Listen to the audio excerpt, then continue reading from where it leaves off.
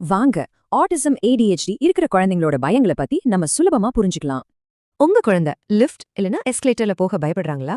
ஏன் அப்படின்னு என்னைக்காவது யோசிச்சிருக்கீங்களா? நம்மள பல பேர் இத பிடிவாதம்னு தான் தப்பா நினைப்போம். ஆனா அதுக்கு பின்னாடி ஒரு ஆழமான காரணம் இருக்கு.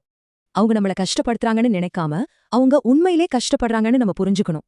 இதுக்கு பேரு வெஸ்டிபுலர் சிரமம். இதனால லிஃப்ட் மாதிரி அசைற இடங்கள் அவங்களுக்கு ரொம்ப பயமா இருக்கும்.